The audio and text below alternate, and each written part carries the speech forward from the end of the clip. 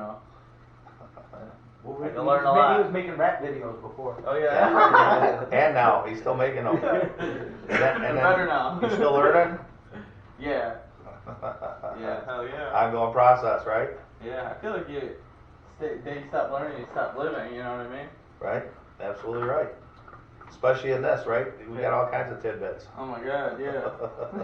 And you forget it. Apparently, tidbits. Tidbits. Tickle bitties. Tidbits. Tickle bitties. Nice. All right, so you guys fill out your no compete. Obviously, there's things here that our company, like Dave said, we molded the program off of Hanson's.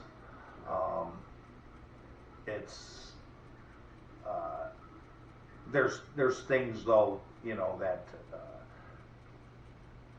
are in our system that are just not out there that you obviously have to be privy to. We're not gonna, in other words, we're not gonna teach you all this stuff and then you can just go to another company, or you can decide to open up your masonry again and oh well, now I can sell. I'm gonna be more successful. Right. So that's therefore the no compete clause. And Levi is definitely a stickler when it comes to that. Yeah. He'll chase you down. Bottom line, don't steal our shit, don't steal our customers.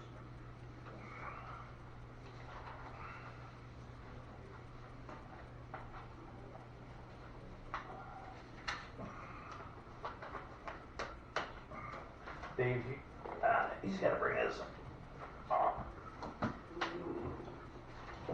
He's got to bring his social security card in tomorrow. Okay. He didn't have him on him. And then I emailed you Jason's. So.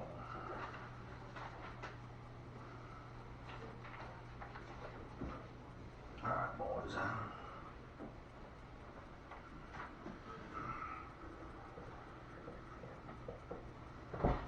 All right. So, just to let you guys know, over this first week, like Dave mentioned, roofing is our number one project, our number one lead that you'll probably run. You'll see a few more roofs than anything else. It is all digital. It's all, you go up there, take pictures with your phone. But as you guys know, when it comes to computers and things of that, there's always the possibility of failure. I was out on one Saturday where I was, in the middle of the woods. And it kept saying it was downloading, and then it failed. Then it said it was downloading, and then it failed.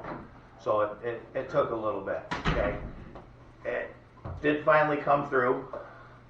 My experience, I had it pegged at a 50 square roof. It came back, it was 48. So I wouldn't have been in trouble just taking a stab in the dark at it. But guys, that comes from 30 years of experience and seeing houses, multiple houses, the same size, frame and everything. So we still need to teach you guys how to measure. You still have to go through that process in case something, comes up and you can't go, oh, well shit, I can't. I can't do this lead because my phone don't work, right? That's it's not like your car breaking down and you can't get to the job. So we're going to take some time. We're going to show you how to measure jobs, how to figure it out. We're also going to walk you through the process of being able to figure out that job, without the help of our computer app, and then obviously taking the time to show you guys how to punch in everything on your computer app as well. So there's a few different things over the next couple days that we're going to be talking about, and most of it pertains to roofing. Then on Wednesday we're going to get into a little bit more we'll review the roofing, but then we're going to get into siding. Okay, so we'll be covering siding, how to pitch it, how to demo, some of the different do's and don'ts of that stuff. All the way along, we're also going to be showing you guys some of the closing techniques, that we have, because one of the things we do is we have what's called a 4-box system, and we go through and we're going to show you the reasons why we use what we use and why we do it. He had mentioned Hanson's. It's only it's relatively only a portion of what Enhances doesn't even do it the same way anymore. You know, they've changed their program over the years, but the basic program that got them on the road, you know, that put them on the map is this particular process here. So we'll go over some of that, and then Friday we're going to basically work mostly on the closing and everything, and then the following week when that gets here, we'll go over that. But basically, the next couple days we're going to be covering roofing, some closing, and going over some of the different things. Now, you can see here, these are our expectations and what we expect out of a salesperson. You know, David made the comment about you know, not lying to people. Okay, that's not what we're in business for. We're not the greasy salesman that's going to tell them something just to buy the job. Okay, we frown on that. Okay, we don't want you telling a customer, oh yeah, we'll fix that if you do the roof.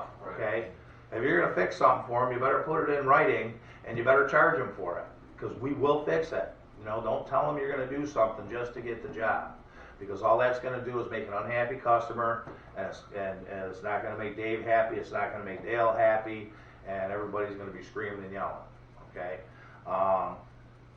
Now, obviously, the attitude, guys. I mean, that's just that's at the forefront. You know, if you come in here and you're Debbie Downer all the time, oh, this and that, da, da, da, you're probably not going to fit in. You won't be happy. You're not going to like your job. It's just not going to work. Right. This is a high-paced job. Just talking to the new guy, he kind of messed up. He didn't get pictures on the job. He actually slid. I don't know how this job got past me and got to Dave, but Dave, you know, and Dave's busy. I'm not blaming Dave. I'm blaming myself. Because I don't know where I didn't see him turn that contract in. He's got no pictures. His contract was vague. We go out there to do the job, and the customer's losing their mind because we're not doing what he thinks we're getting. That's the whole reason behind the contract, right? Is so that you can write all the details down. You know, he's on the phone. He's like, well, fuck, I gotta go over here, and then I gotta run to this one, and I gotta go over here and that one, and then I gotta go see this. Plus, I gotta run my leads. I said, welcome to the life of a salesman who makes money, because that's how it is, guys. It's gonna be fast-paced. Oh, yeah. You know, you got to take care of your customers. You know, they got jobs being installed. Maybe they got a question. You got to run over there. Then you got to go hit your appointment. Oh shit, I didn't get pictures on this job, so you got to run over here. But then there's also days where, you know, like I told you guys before, maybe you get a noon and a 6. You know, you drive up to your noon. They're not home. We don't have anything else for you. You can do one of two things. Either you can knock doors and try to get another customer, or, you know, make some more money, or you go fucking golf. I don't give a shit. You know. You know, so this is, you know, it's an awesome job when you're working it and your head's in the game. You're a big golfer. Yeah, we all are around here. Our salesmen are golfers. I mean, that's just. My dad owns a golf course at 15 in Maple Lanes. Yeah, Maple Lanes. Really? So he bought it within the last 15, 20 years? No, within 2 or 3 years. Oh, okay. They bought it. We're getting ready to develop condos all the way around it. So Yeah, I thought they were selling it. it. 18 courses to 2 and building around it. Good, you can get us that little rock solid discount, right? There you go. Well, my whole family. I mean, MJC Homes, Lombardo, Palazzolo. That's my whole entire family. Oh, really? Yeah. Okay. Cool. Okay. So number 2, we have bi-weekly meetings, which I told you, Tuesdays and Thursdays. Says 9 o'clock. We want you guys in here at 9 o'clock if you have paperwork to turn in, you know, from the day before or from Saturday. You know, get your paperwork turned in. The meeting starts at 9:30. One thing we hate are guys strolling in at 9:35 because we're trying to get the meeting going. We got a day ahead of us. You know, you guys might not have any. Usually on those days we don't have leads till 12 o'clock because we have our meeting. And most of the time the meetings are important. You know, sometimes they're just little kick around meetings, but you know, they're still a meeting. So, you know, when you stroll in at you know, 9:30 because you don't, or 9:35 because you're not worried about it because you know you don't have a lead till 12. Well, there's other things going on in here where we got to get the day rolling. So we need everybody in here. We need you on time. You know, we're not going to cut your head off if you're a couple minutes late here and again. but, you know, for the most part, be on time. You know, don't fuck around with it. But also don't be, we got the one guy who's, you know, he would come in, all right, look, you know, get here at 9:30, guys. He's here at quarter to 9. You know, and just walking around, I mean, Wasting that. and that's more weird than it is anything else. It doesn't matter. I mean, go grab a book and sit in the corner for all I care, right? You can get here at 8 o'clock in the morning. But yeah, it's just kind of weird when guys do that. But anyway, if you got business to handle, that's fine. Dress code, obviously, dress for success, like we talked. Once you guys get in here, we'll get you some shirts, some polos, you know, with the Rock Solid name on it. We might even have some for you. For you, I already took all the big ones. Custom order. So, you know, and obviously, if you're going to wear the collared shirt, we want you to wear a nice pair of slacks. Okay, if you're going to dress like I am and you want to throw a pair of jeans on, that's okay, because Looks good. the combination goes together a lot better. If you're going to wear jeans, put a coat on.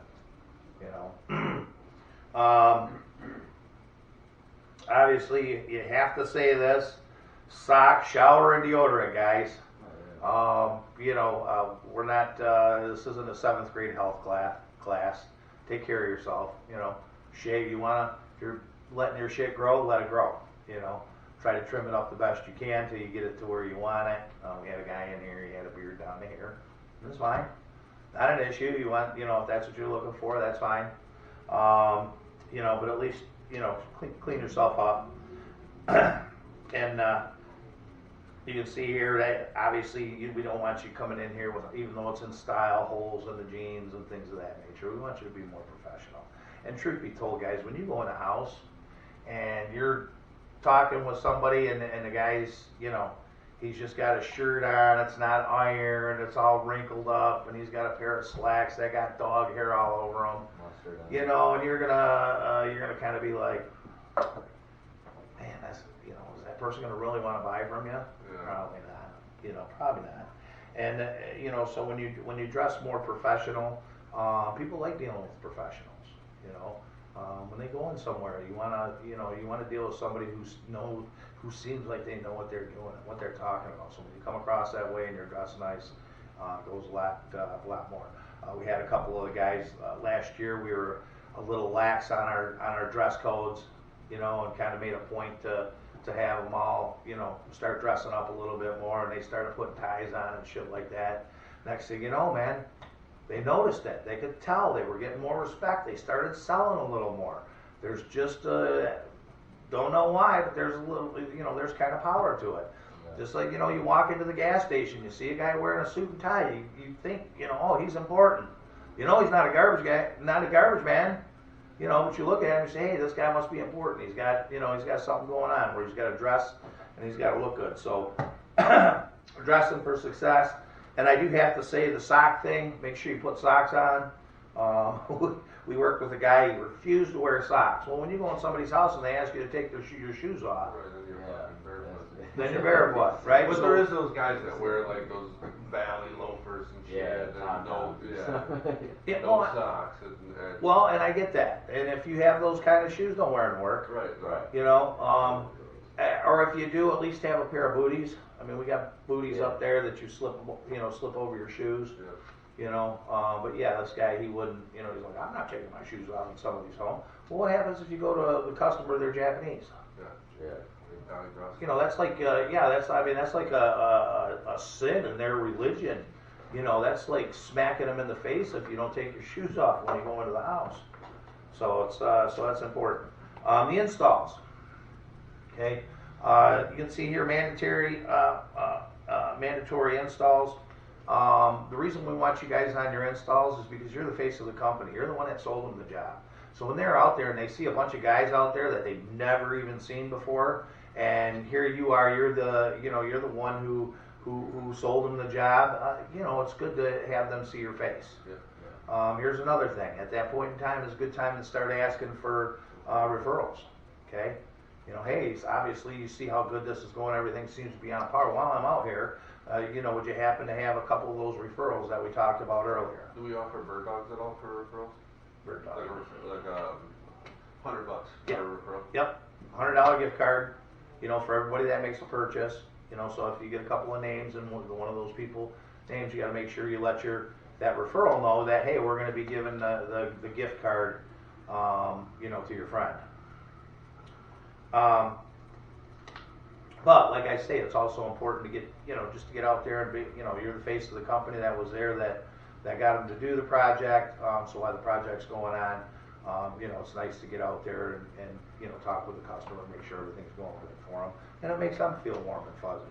And then that way too, when you get a review from him at the end of the day, you know, Dave was mentioning the social media, and you know, that the one good thing, we got to have 10 good things in order to counter that one bad thing, because it just drops your reviews, right?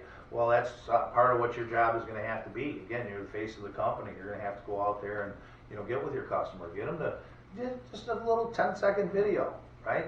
Hey, just tell us how you were and have them hold the sign. Oh, Rock Solid was great. I'd recommend them for anybody. Done. Not to mention how huge is that for portfolio for you. Right. If you got to go into a house and you've got all these pictures of you standing next to a homeowner, you know, because of all the jobs you sold, you know, now when you're in the close and they're going, well, you know, geez, you guys seem like your prices are expensive. So you think you're comparing me to Chuck in the truck? Look at all the people I've dealt with that realize that good things aren't cheap and cheap things aren't any good, and they're putting something quality in there. If I was too expensive, do you think I would have all these homeowners? Okay, being able to combat those higher prices. Okay, but you know, there's a reason our prices are higher. Number one, we have quality products. Number two, we have warranties. Number three, you guys want to get paid. Right? Clean samples, clean car. Work at shit, you're shit. I don't like that statement, but there's some validity to it. You know, keep your car clean. If it snows or rains for a couple days on end and you're driving around and your car's dirty, take it through the car wash. You know, people you pull up in front of their house. You know, they're probably watching you. You know, they see your car, you pull up in a nice dirty car. You know, people, you only have a few seconds to form a good impression. Right. And if your first impression is a dirty old car, you know, it's not a good one. You know, keep it neat and clean. You know, keep your stuff organized. You know, don't have shit all over your back seat. Have shit all over your driver's seat. Listen, I get it. I know it's hard. My car turns into a mess when I'm running. Okay, but at the end of the day, I try to straighten everything all back up again. And then the next day up, it's a mess again. So it's a constant battle for me because I'm always you know, always going. But at the end of the day, hey, take a minute, clean your car up, make sure it's straight, get rid of the old coffee cups, the Burger King wrapper, all the shit that, you know, goes into it. Now, resulting your leads. We have a program, it's called Salesforce. You can see it's up there. That's a dashboard to the left. The one to the right, that's also available to you at any point in time, where you can see the installs.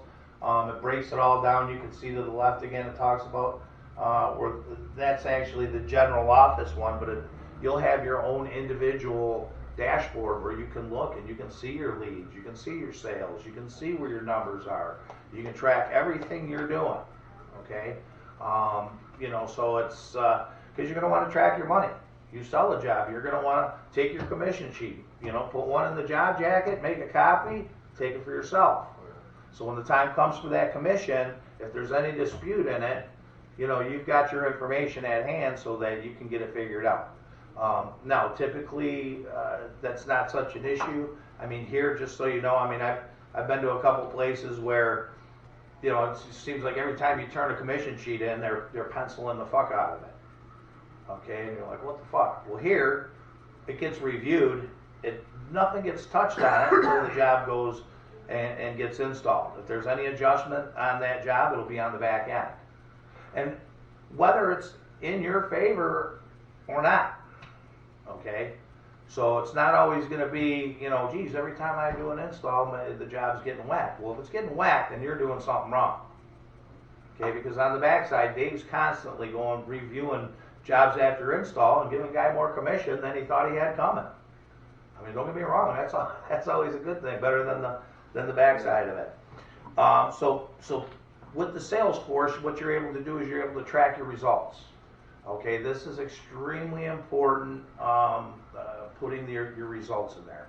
It does a couple of things. First of all, it tells us what happened on the demonstration, okay, with you and the customer at the house. Another thing I do, especially when you guys are going through training, I follow up and see what your objection, why they didn't buy, why they did buy. What kind of package were you showing? Were you showing them siding or just a roof? Or were you, was there gutters with the roof? Whatever the scenario may be, we need to know what happened in that house, okay? Because one of the things I do too, I call the customers back up and I say, hey, I'm Joe with customer service. We had one of our representatives out the other day. Do you got time for a quick survey? And I like throwing in there, since you didn't make a purchase, so now they kind of feel bad, so that when I ask them to take a quick survey, they're well, yeah, since I said no, I could give you a couple minutes, and then when I go in there, I thought, well, did he show up on time? Did he walk around the house and measure everything? Did he bring out his iPad? Did he show you the samples? Did he do this? Did he do, did they do that? Yeah. Well, geez, it sounds, at the end of the day, you were comfortable with my company, right? Well, yeah. And how about that warranty? Was the warranty something you liked? Yeah, the warranty was awesome. And how about the products? Did the products fit what you were looking for? Yeah, that's, when I get this done, that's what I want to do. Well, geez, folks, it seems like everything's there. Why didn't you make the decision to buy? Okay? And a lot of times I'll get, maybe even a different answer out of the customer than what you resulted. Okay? But at least if I have all that information in there, you guys see where I'm going with my conversation on them on the phone the next day, right? Well, geez, sounds like everything's right there. You know what? We got some rebates that came across. Here's what we're going to do. I'm going to send my guy back out there, and he's going to show you an even better price. If it's something that, since you like everything and everything's ready to go, I'm going to send it back out there and show you a better price. Fair enough? And you're going to be ready to buy. You're not going to, this isn't, this is a one-time thing because we don't have very many of them to offer. Yeah. Okay? So, now guys going back out there, it takes him 15 minutes, he's writing up a contract. Okay? So results are extremely important. You can see at the bottom, any tampering or deleting of notes is grounds for immediate termination. Well, guys, you're lying to us. Right. Don't lie to us. Lie to girls. Don't lie to us. Put your shit in there. All right. All the paperwork must be neat, clean, and complete. Turned in the following day by noon. Okay? We get it, guys. You're out on the road. You worked all day Saturday. You got a 9 o'clock, a 3 o'clock, and a 6 o'clock on Monday, and you don't have time to bring that contract in. That's why you get here at 9 o'clock on Tuesday, so you can get your contracts in and get everything put in there. What we mean by neat and clean, okay? It has to be read by multiple people. If we got to sit there and try and guess your handwriting and what that word is and what this means and that means, you're going to have to take your time and slow down and make it legible. Okay, this isn't just, we're not doctors.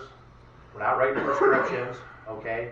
The contracts are a very, very important part of what we do because not only does it clarify what we're doing as a company, but it also backs us when we're going to a customer and they're trying to tell us that we should be doing something that we're not, okay? I'll just give you a quick example. You go out and you're talking to a customer and he just goes, well, what about my shed? How much is my shed going to cost? Oh, that looks like it's about 3 squares. Oh, it's another $600. And I'll forget it. Now we go out there and do the job. Okay? It says nothing in the contract about the shed. We're putting his roof on. Guys are wrapping up. They're getting ready. Hey, what about my shed? We talked about my shed. I was supposed to get my shed done. Well, it's not in the paperwork. Well, I talked to my salesman about putting that shed. Okay? When you're doing a contract, not to do shed. Right. You go back over it with the customer. Now, as we talked, I know you were thinking about the shed, but we're not going to do the shed. Okay? That's complete. Okay, that's a complete paperwork. Okay. Now, writing the contract is one thing, but then you got the measure sheet. Obviously, if you have a deposit, you're going to be turning that in with the job jacket. a generic credit app. We have instant approval for our financing. Okay, you're sitting at the house, you take a picture of their driver's license, punch a few things in, and you'll get an approval or a non-approval right there while you're in the house. Okay, if you don't get an approval, amount up to, or? oh yeah, they'll give you an up to amount. They'll even give you. See that or no? Yeah, oh yeah, they'll get everything. Okay, You know, they'll see because you put in their email address and got it. automatically, as soon as it gets approved, they get sent an email.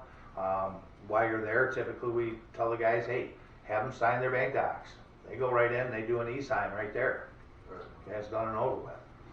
Now, if you have, say they're declined, we typically don't say they're declined. We'll tell them, and this is where our little white lies come in. Hey folks, there must be a glitch with the program or something. It hasn't come back yet. We're still waiting on an approval. In the meantime, let's do this. Let's fill out, and we got a generic credit app that you have to have the customer fill out because we have some different options with some of our other lenders. But you don't want to scare them away. Oh shit, you're declined. Here, fill out this credit report or this credit app. No, I'm not doing that. I'm not doing that. So you just tell them, hey, listen, there must be a glitch with the program today. Sometimes when a lot of people are applying, it bogs down and it doesn't give us an answer right away. Here, do me a favor, let's fill out this credit app. Get all their information, a picture of their driver's license, and bring the app in, and we've got some different lenders that we can try. Now, photos. That's what I'm saying. That's what the question is. One of the things, the customers under the impression you we're guys may have heard us over talking, or I can't remember if I returning it mentioned out. it or because of who I've been talking to. So what exactly? Pictures. So the guy's got to go back out and get pictures, right? Okay. He didn't take them the day he was there. When you're out there measuring a job, okay, I don't care whether you sell it or not. Just start taking, take some of the pictures. For the hover, I shouldn't say for selling or not. That's what we need to know. Because you're going to get them in the hover for the roast. Exactly. Okay? If you're selling gutters, you sell the gutter job, and there's areas where the soffit has to be fixed, or we're fixing the fascia or whatever. And even regardless if we're not, just walk around and give me 4 or 5 pictures of the house. Take a picture from the front, take a picture from the corner, maybe the side, the other side. Walk around the house and get multiple pictures, making sure you're showing everything. You can see here where it says specifically in the soffit area. That's more for the roofing because we have to identify how much ice and water shield we're using, how much ventilation is in the house. Do we need to add ventilation? If we have all that information, we're not guessing when it goes into production to go out there and do the proper job. Now, bituminous paperwork. You're going to have a 4-box sheet. Do me a favor. Where it says roof price, to the left there, grab one of those. Grab 2 of those. Nope, that's the one below it.